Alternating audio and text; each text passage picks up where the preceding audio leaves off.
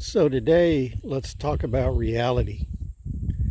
And what that reality is people swim in a sea of corruption all around them, and most of them never realize it's there.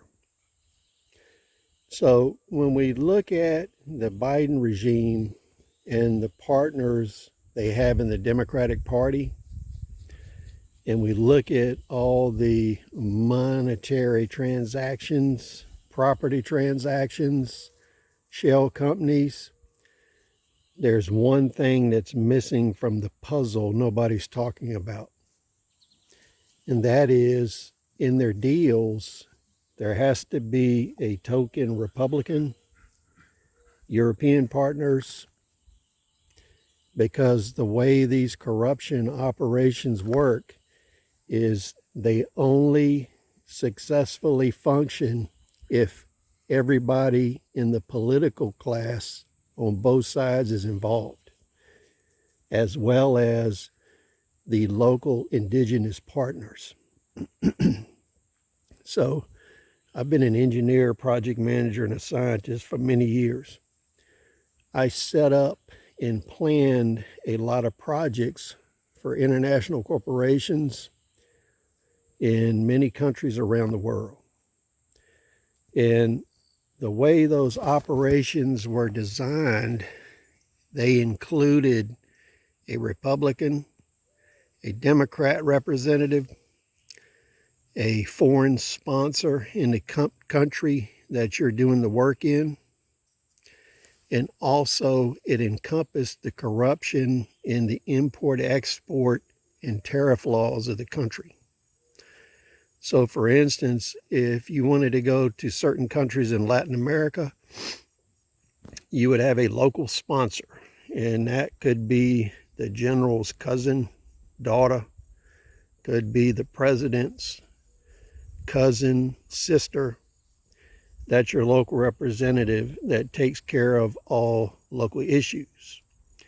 Then what would happen is you would have a Republican and Democrat partner in the organization that took care of all the issues in U.S. politics for your project.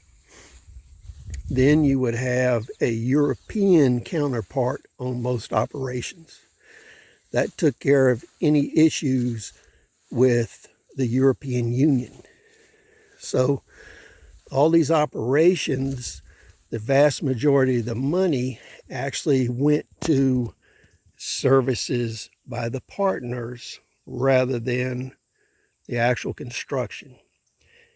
And when you look at the import-export laws, tariffs, legal restrictions, some of the projects I planned in Central America, you knew you couldn't get any of the equipment back out of the country.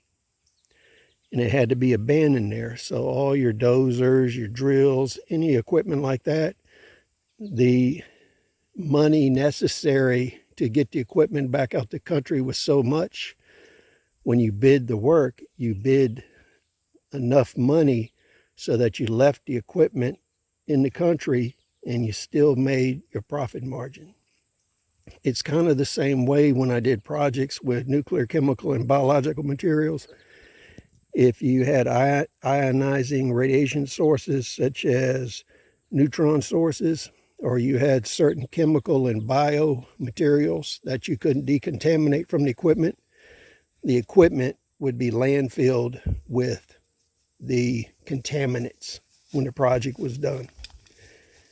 So what's missing from the current discussion is who was Hunter and Joe's Republican token counterpart, as well as who is their European contact.